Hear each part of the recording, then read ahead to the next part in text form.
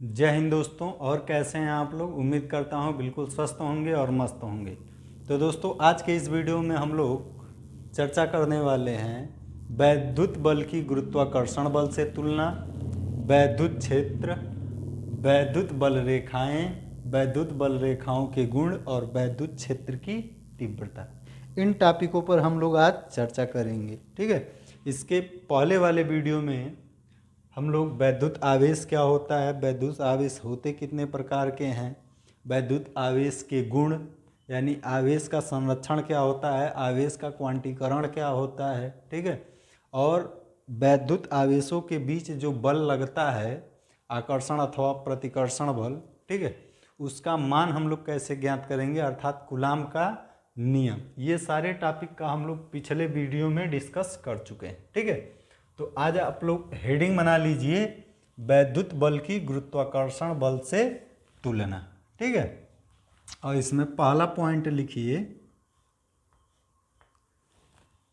वैद्युत बल आकर्षण अथवा प्रतिकर्षण बल दोनों हो सकता है। वैद्युत बल आकर्षण बल अथवा प्रतिकर्षण बल दोनों हो सकता है। जबकि जबकि जबकि गुरुत्वाकर्षण बल में जबकि गुरुत्वाकर्षण बल केवल आकर्षण बल होता है। गुरुत्वाकर्षण बल केवल आकर्षण बल होता है। ठीक है। ये पहला पॉइंट हो गया। ठीक है। पहले पॉइंट में हम लोग क्या जाने कि वैद्युत बल में आकर्षण बल भी होता है और प्रतिकर्षण बल भी होता है। ठीक है। तो दोनों हो सकता है वैद्युत बल में, लेकिन गुरुत्वाकर्षण बल में केवल और केवल आकर्षण बल होता है। ठीक है। दूसरा पॉइंट लिखिएगा, वैद्युत बल आवेशों के बीच स्थित परावैद्युत माध्यम पर निर्भर करता है। जबकि जबकि जबकि गुरुत्वाकर्षण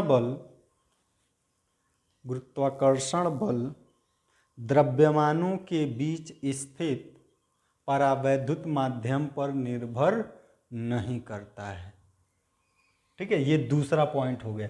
यानी देखिए, दूसरे पॉइंट में ये बताया गया है कि अगर दो आवेश हैं, मान लीजिए एक आवेश Q1 है और दूसरा आवेश कोई Q2 है। ठीक है। और अगर ये किसी परावैद्युत माध्यम इनके बीच में रख दिया जाए जिसका परावैद्युतांक K हो, ठीक है, तो वैद्युत बल का मान क्या हो जाता है, घट जाता है। यानी ये माध्यम के माध्यम पर क्या करता है, निर्भर करता है। कौन? वैद्युत बल यानी Fe, इलेक्ट्रिक फोर्स। ठीक है। जबकि अगर कोई दो द्रव्यमान हो M1 M2, ठीक है, तो इनके बीच कोई परावैद्युत माध्यम अगर आप रख देंगे तो गुरुत्वाकर्षण बल इस परावैद्युत माध्यम पर निर्भर नहीं करता है। यानी Fg मतलब गुरुत्वाकर्षण बल और Fe मतलब वैद्युत बल। ठीक है। तो वैद्युत बल माध्यम पर क्या करता है, निर्भर करता है। ठीक है। जबकि गुरुत्वाकर्षण बल माध्यम पर निर्भर नहीं करता है। ठीक है। तो उम्मीद करता हूं दूसरा पॉइंट आपको समझ में आ गया होगा। ठीक है। अब तीसरा पॉइंट लिखिएगा, आप लोग नंबर 3 करके लिखिएगा। वैद्युत बल गुरुत्वाकर्षण बल की तुलना में बहुत अधिक होता है। ठीक है। वैद्युत बल गुरुत्वाकर्षण बल के तुलना में बहुत अधिक होता है। ठीक है। जैसे करके लिख लीजिए, जैसे दो प्रोटॉनों के बीच लगने वाला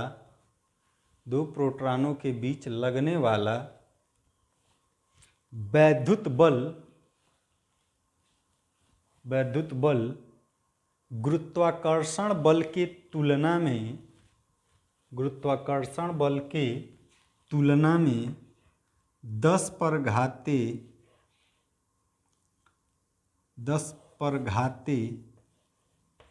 36 गुना होता है,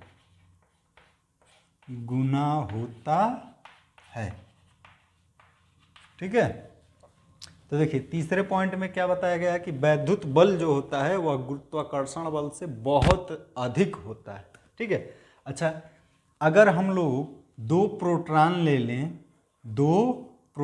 ले लें और इसको किसी निश्चित दूरी r पर रख दें, ठीक है, तो इन देखो यहाँ पे प्रोटॉन पर आवेश होगा, कितना आवेश होगा, तो एक प्रोटॉन पर आवेश होता है 1.6 गुणे 10 पर घाते -19 कूलाम, ठीक है। यहाँ पर भी एक प्रोटॉन है तो इस पर भी आवेश होगा 1.6 गुणे 10 पर घाते -19 कूलाम, ठीक है।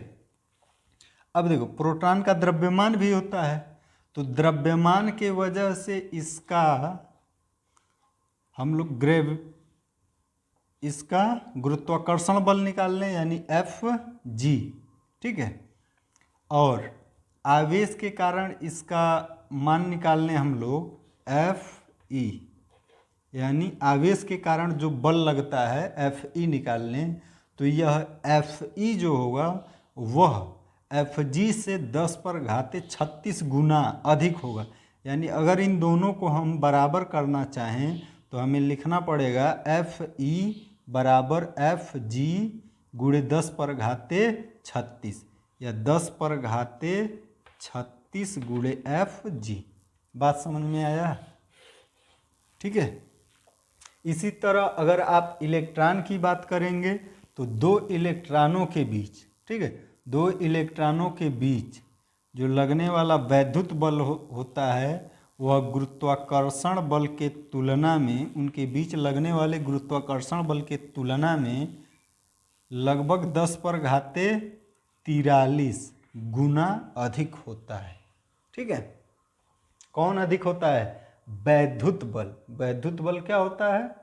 अगर इलेक्ट्रॉनों के लिए बात करेंगे तो 10 पर घाते 43 गुना अधिक होता है, और अगर प्रोटॉन के लिए बात करेंगे तो वैद्युत बल 10 पर घाते 36 गुना अधिक होता है। किससे? गुरुत्वाकर्षण बल से, ठीक है। तो उम्मीद करते हैं कि ये आपको समझ में आ गया होगा कि वैद्युत बल की गुरुत्वाकर्षण बल से तुलना करेंगे तो हम लोगों को क्या प्राप्त होगा, ठीक है। अब हम लोग देखेंगे वैद्युत क्षेत्र, ठीक है। वैद्युत क्षेत्र किसे कहते हैं, ठीक है। तो देखिए हम लोग जान चुके हैं कि प्लस आवेश और प्लस आवेश, या ऋण आवेश या ऋण आवेश, यानी धन आवेश को और ऋण आवेश को क्या करेंगे? प्रतिकर्षित करेंगे। प्रतिकर्षण बल लगेगा इनके बीच, ठीक है। समान प्रकार के आवेशों के बीच क्या लगता है? प्रतिकर्षण बल, यानी प्लस और प्लस के बीच प्रतिकर्षण बल, माइनस और माइनस के बीच प्रतिकर्षण बल। लेकिन अगर एक आवेश प्लस है और एक आवेश माइनस है, या पहला आवेश माइनस है और दूसरा वाला प्लस है, तो इस स्थिति में क्या लगता है? आकर्षण बल। क्या लगेगा? आकर्षण बल, ठीक है। इतना तो हम लोग जानते हैं। सबसे पहले इसका डेफिनेशन लिख लीजिए आप लोग। लिखिए, किसी आवेश के चारों ओर का वह क्षेत्र, किसी आवेश के चारों ओर का वह क्षेत्र जिसमें कोई अन्य आवेश आकर्षण या प्रतिकर्षण बल का अनुभव करता है, आकर्षण या प्रतिकर्षण बल का अनुभव करता है, वैद्युत क्षेत्र कहलाता है। वैद्युत क्षेत्र कहलाता है। बात समझिए। देखिए, जैसे मान लीजिए यहाँ पे आपका कोई धन आवेश है Q, यहाँ पे कोई धन आवेश है Q, ठीक है। अब इसके चारों ओर, इस आवेश के चारों ओर एक ऐसा क्षेत्र होगा, आवेश के चारों ओर एक ऐसा क्षेत्र होगा जिसके भीतर यानी इस क्षेत्र के भीतर अगर कोई अन्य आवेश कहीं पर भी रखा जाएगा, ठीक है, तो उस अन्य आवेश, जैसे मान लीजिए यहाँ पे अगर हम प्लस क्यू आवेश Q1 आवेश रख दिए, ठीक है, तो इस आवेश पर इस आवेश के कारण प्रतिकर्षण बल लगेगा, यानी इस पर बाहर की तरफ क्या लगेगा, बल लगेगा। मान लीजिए यहाँ पे हम कोई आवेश रख दिए -Q2, ठीक है, तो इस आवेश के कारण इस पर कैसा बल लगेगा, आकर्षण बल लगेगा, यानी ये आवेश इसको अपनी तरफ खींचेगा, ठीक है, और ये आवेश इसको अपने से दूर की तरफ यानी प्रतिकर्षित करेगा, और यहाँ क्या करेगा, आकर्षित करेगा, ठीक है।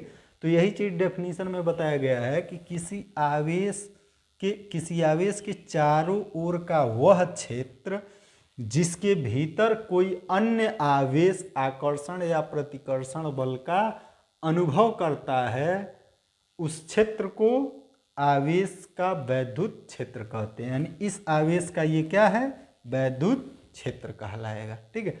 अब इसको ऐसे समझिए कि ये आवेश इस आवेश को कितना ही दूरी पर रख देंगे तो क्या ये आवेश इसको प्रतिकर्षित करेगा, इसका एक क्षेत्र होगा ना कि अपने इतने क्षेत्र के अंदर ही क्या करेगा, आकर्षित या प्रतिकर्षित करेगा, क्यों कि इसको कहीं से भी खींच लेगा नहीं, इस हर आवेश का एक अपना क्षेत्र होता है, और उस क्षेत्र के भीतर अगर कोई दूसरा आवेश रखा जाता है तो उस पर आकर्षण या प्रतिकर्षण बल लगता है, और वह क्षेत्र उस आवेश का क्या कहलाता है, वैद्युत क्षेत्र कहलाता है, ठीक है। तो उम्मीद करते हैं कि आप लोगों को वैद्युत क्षेत्र अच्छे से समझ में आ गया होगा, ठीक है। तो अब हम लोग देखेंगे वैद्युत बल रेखाएं। अगला हेडिंग बना लीजिए आप लोग, वैद्युत बल रेखाएं, और लिखिए इसमें किसी वैद्युत क्षेत्र में खींची गई वे काल्पनिक व निष्कोण वक्र, काल्पनिक व निष्कोण वक्र जिस पर एकांक धन आवेश चलने के लिए स्वतंत्र होता है, कामा देकर वैद्युत बल रेखाएं कहलाती हैं, ठीक है। तो ये आपका हो गया वैद्युत बल रेखाओं की डेफिनेशन। क्या बताया गया है कि किसी वैद्युत क्षेत्र के भीतर, मान लीजिए कोई वैद्युत क्षेत्र है, ठीक है, तो उसके भीतर खींची गई कोई काल्पनिक वक्र रेखाएं, ठीक है, यानी ऐसी कोई रेखाएं होती नहीं है, ये मात्र एक क्या है, कल्पना है, ठीक है। तो काल्पनिक वक्र होते हैं, ठीक है, जिस पर कोई एकांक धनावेश चलने के लिए क्या होता है, स्वतंत्र होता है, ठीक है। तो ऐसी काल्पनिक निष्कोण वक्र रेखाओं को ही क्या कहते हैं, वक्र को ही वैद्युत बल रेखा कहते हैं, ठीक है। तो ये बल रेखा का क्या हो गया, डेफिनेशन हो गया। अब हेडिंग बनाइएगा वैद्युत बल रेखाओं के गुण। अगली हेडिंग बना लीजिए वैद्युत बल रेखाओं के गुण, ठीक है। और इसमें पहला पॉइंट लिखिए नंबर 1, किसी अकेले धन आवेश से, किसी अकेले धन आवेश से, किसी अकेले धन आवेश से बल रेखाएं निकलकर सीधे अनंत तक जाती हैं, सीधे अनंत तक जाती हैं,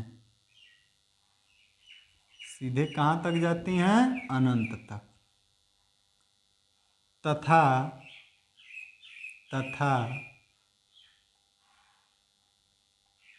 किसी अकेले ऋण आवेश किसी अकेले ऋण आवेश पर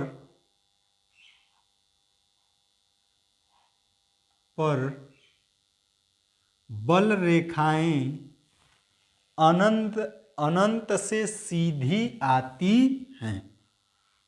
ठीक है, ये फिगर बना लीजिएगा आप लोग। ये आपका ए हो जाएगा और ये बी।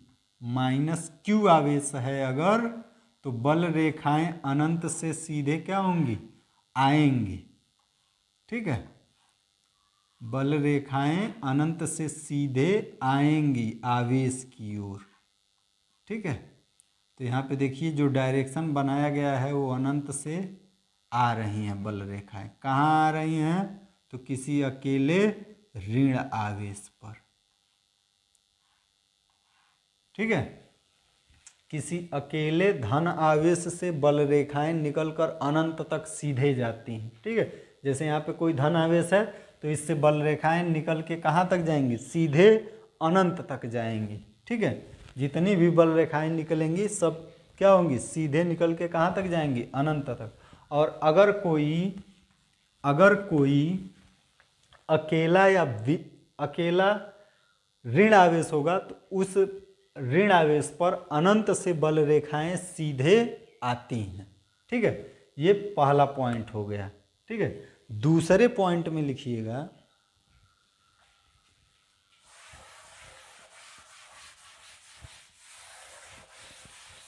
यदि किसी निकाय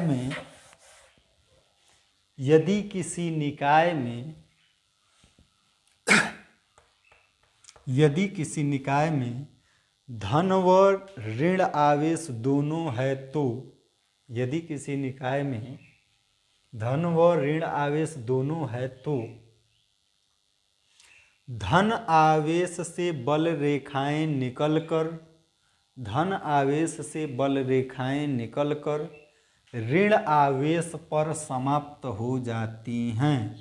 जैसे देखिए, अगर ये कोई निकाय है जिसमें एक धन आवेश है और एक ऋण आवेश है, तो बल रेखाएं धन आवेश से निकलेगा और ऋण आवेश पर क्या हो जाएगा, समाप्त हो जाएगा। ठीक है, धन आवेश से निकलकर ऋण आवेश पर समाप्त हो जाएगा। ठीक है, तो ये आपका दूसरा पॉइंट हो गया। यदि कोई ऐसा निकाय है जिसमें एक धन आवेश है और एक ऋण आवेश है, तो उस स्थिति में बल रेखाएं धन आवेश से निकलकर ऋण आवेश पर क्या हो जाएगा, समाप्त हो जाएगा। ठीक है, तीसरा पॉइंट लिखिएगा आप लोग, वैद्युत बल रेखा के किसी बिंदु पर खींची गई स्पर्श रेखा उस बिंदु पर स्थित धन आवेश पर लगने वाले बल की दिशा को प्रदर्शित करती है। ध्यान से समझिए क्या कहा गया है तीसरे पॉइंट में, कि जैसे मान लीजिए आपका वैद्युत बल रेखा है, हम यहाँ पे कोई बिंदु ले रहे हैं, यहाँ पे कोई क्या लिए हैं बिंदु। अब इस बिंदु पर हम एक स्पर्श रेखा खींच दे रहे हैं। क्या खींच दिए, स्पर्श रेखा। तो यह स्पर्श रेखा इस बात को बता रही है कि अगर यहाँ पे कोई धन आवेश रखेंगे तो उस धन आवेश पर इस डायरेक्शन में फोर्स लगेगा, जिस दिशा में हम लोग स्पर्श रेखा को खींचे हैं। बात समझ में आया। तो चौथा पॉइंट लिखिएगा, नंबर 4,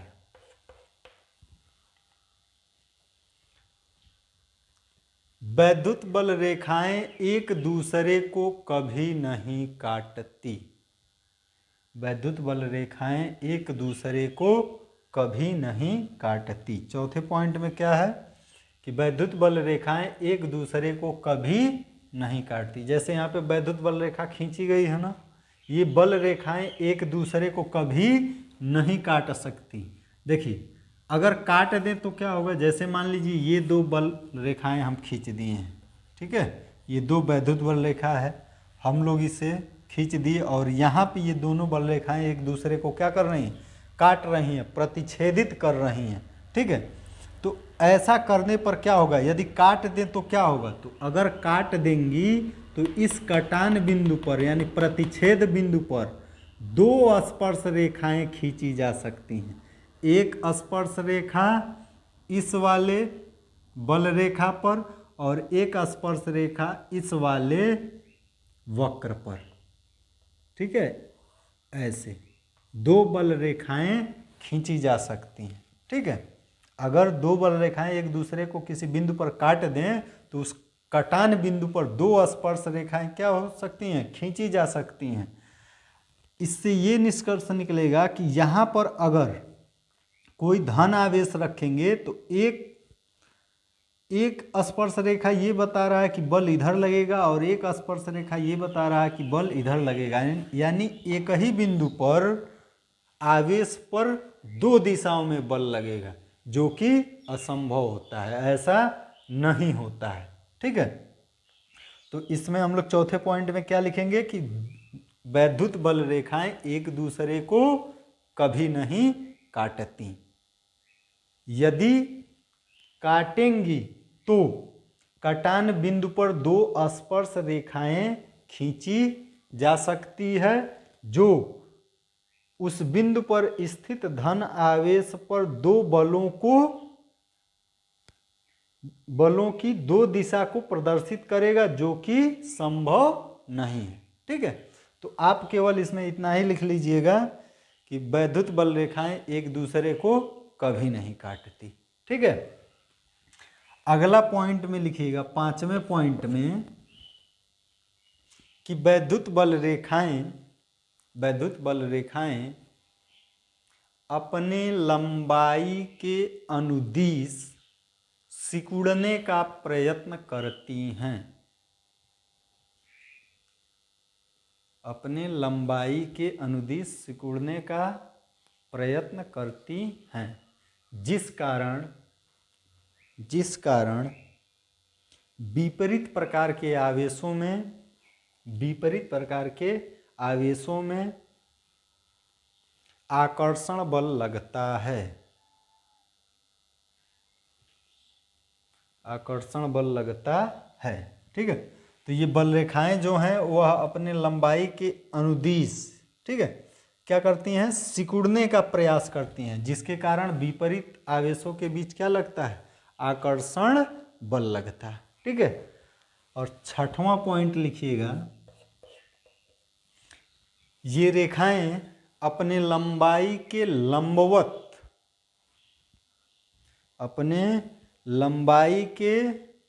लंबवत एक दूसरे से दूर हटने का प्रयत्न करती हैं। अपने लंबाई के लंबवत एक दूसरे से दूर हटने का प्रयत्न करती हैं, जिस कारण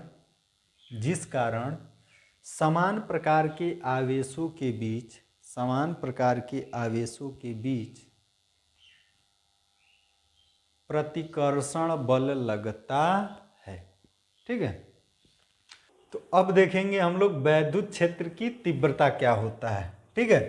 तो देखिए, इससे पहले अभी हम लोग पढ़ चुके हैं कि वैद्युत क्षेत्र क्या होता है। वैद्युत क्षेत्र क्या होता है कि अगर कोई आवेश है Q, तो इस आवेश के चारों ओर एक ऐसा क्षेत्र होगा जिसके भीतर, आवेश के चारों ओर एक ऐसा क्षेत्र होगा जिसके भीतर अगर कोई दूसरा आवेश या अन्य आवेश रखा जाएगा तो उस दूसरे आवेश पर या तो आकर्षण बल लगेगा या तो प्रतिकर्षण बल लगेगा, ठीक है।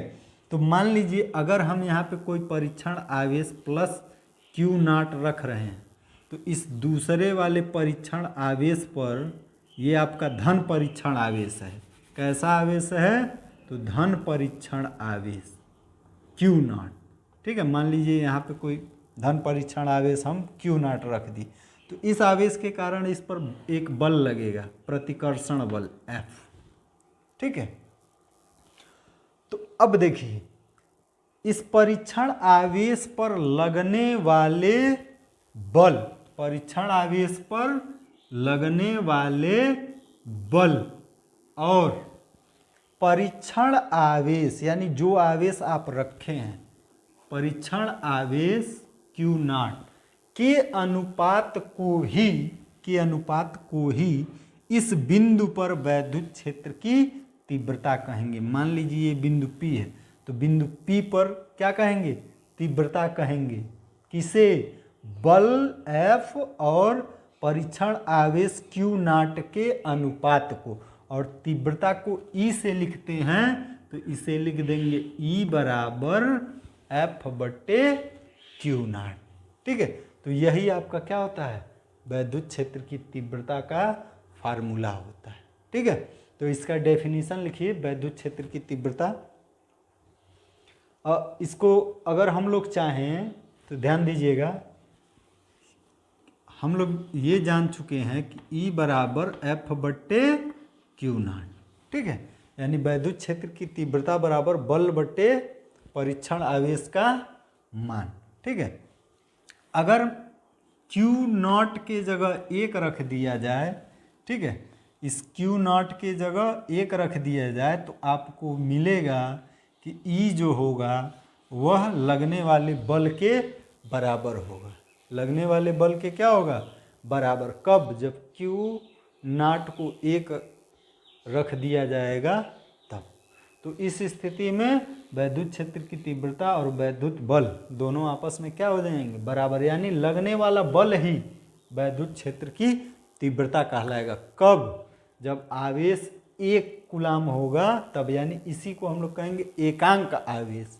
ठीक है, तो हम लोग जो डेफिनेशन 2 तरह से लिख सकते हैं, या तो इस फार्मूले पर लिख दें E बराबर F बट्टे Q नॉट। अगर इस पर लिखना चाहें जो लोग तो बोल दे रहे हैं, डेफिनेशन लिख लेंगे कि किसी वैद्युत क्षेत्र में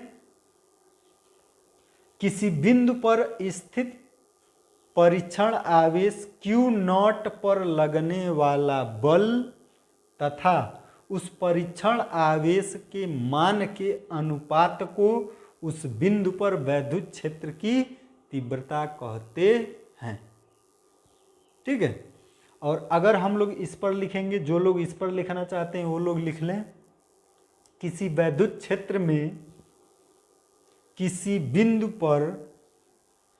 बिंदु पर स्थित एकांक आवेश पर लगने वाला बल, एकांक आवेश पर लगने वाला बल उस बिंदु पर वैद्युत क्षेत्र की तीव्रता कहलाती है। उस बिंदु पर वैद्युत क्षेत्र की तीव्रता कहलाती है। खड़ी पाई देकर लाइन चेंज करके लिखेंगे, यदि वैद्युत क्षेत्र में धन परीक्षण आवेश Q नॉट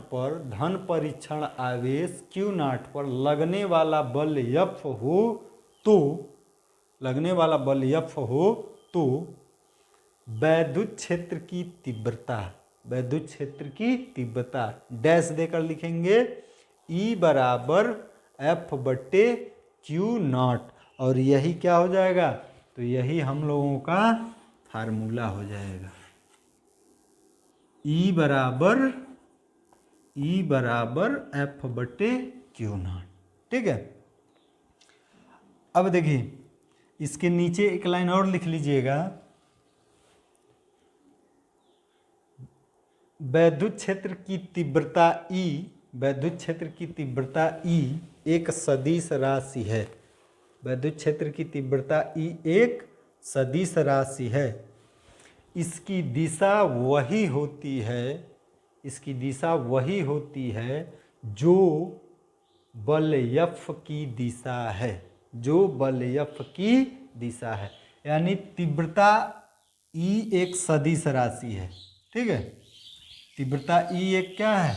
सदिश राशि है, और बल F भी एक सदिश राशि है और आवेश परीक्षण आवेश Q नॉट क्या है, अदिश राशि है। देखिए ये सदिश बटा अदिश होने के कारण ये क्या होगा, सदिश होगा, ठीक है ना।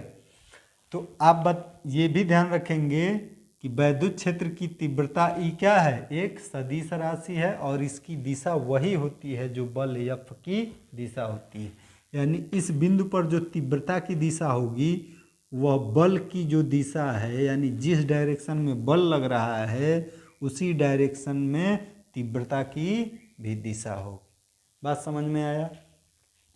अब यहीं से आप लोग लिख लीजिएगा, लाइन चेंज करके या स्टार पॉइंट बना के लिख लीजिएगा कि किसी वैद्युत क्षेत्र में स्थित, किसी वैद्युत क्षेत्र E में स्थित, किसी वैद्युत क्षेत्र E में स्थित आवेश Q पर लगने वाला बल, आवेश Q पर लगने वाला बल डैश देके F बराबर Q इंटू E, Q गुणे E, ठीक है। ये फार्मूला कहाँ से बना है, तो ये फार्मूला यहीं से बना है। इसके बट्टे में एक लिखिए, तिर्यक गुणा करिए, तो 1 गुणे F, F बराबर E गुणे Q नॉट, ठीक है। तो हम लोग यहाँ पे स्टार पॉइंट करके इसको लिख लिए हैं, ठीक है, कि यदि कोई वैद्युत क्षेत्र हो और उसमें अगर कोई Q आवेश रखा जाए, वैद्युत क्षेत्र की तीव्रता मान लीजिए E है और उस क्षेत्र में कोई आवेश Q रखा गया है, तो उस पर कितना वैद्युत बल लगेगा, तो वैद्युत बल होगा F बराबर Q इंटू E। बात समझ में आया। इसी फार्मूले से इसको बनाया गया है, यानी वैद्युत बल का एक फार्मूला आपको ये भी मिल गया, ठीक है। एक तो कूलाम का नियम है ही है, ठीक है। तो उम्मीद करते हैं कि ये सभी पॉइंट आपको बहुत अच्छे तरीके से समझ में आया होगा। तो दोस्तों अगर आपको वीडियो पसंद आई हो तो वीडियो को लाइक करें, शेयर करें और चैनल को सब्सक्राइब जरूर करें। धन्यवाद दोस्तों, जय हिंद।